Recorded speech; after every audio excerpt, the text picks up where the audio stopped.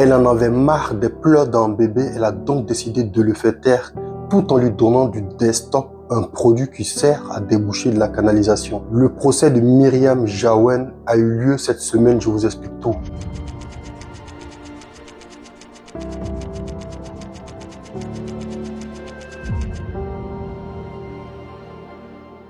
Les faits se sont déroulés dans le 3e arrondissement de Lyon, lorsque un père de famille dépose son bébé de 11 mois, Lisa, dans une crèche privée People and Baby. Le père dépose Lisa le 22 juin 2022 vers 8 h du matin.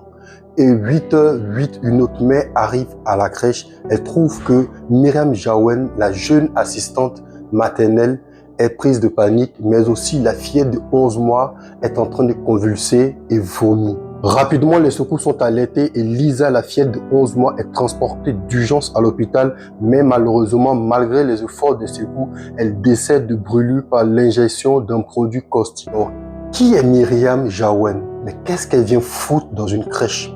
D'après la structure qui a employé Myriam Jawen, ils ont dû commettre une erreur de recrutement. Myriam Jawen, âgée de 27 ans, à l'époque, elle vivait encore chez ses parents suite à des difficultés de scolarité, mais aussi à des expériences interminantes en tant que nounou à domicile, mais aussi à l'école maternelle. Titulaire d'un CAP Petite Enfance, elle sera embauchée par le groupe People and Baby qui gérait cette crèche privée. Même si la responsabilité de la structure qui l'a embauchée n'est pas engagée du fait qu'ils ont employé une personne très incompétente, quand un employé de la crèche se sent mal à l'aise avec un bébé et va même jusqu'à l'empoisonner, à un moment donné, il faut changer les lois ou il faut bien réadapter les lois. Je suis désolé, mais 25 ans de réclusion criminelle avec une sûreté de 12 ans et demi ne fera pas revenir la fillette. Le compte dans tout ça, c'est que l'accusé a été reconnu d'homicide, mais involontaire.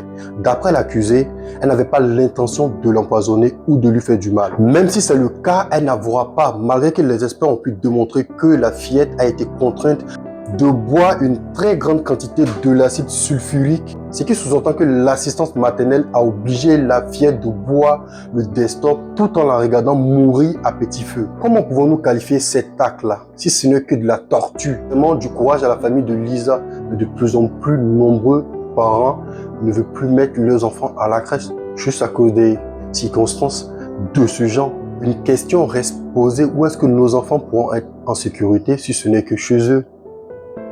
Dites-moi dans les commentaires ce que vous en pensez.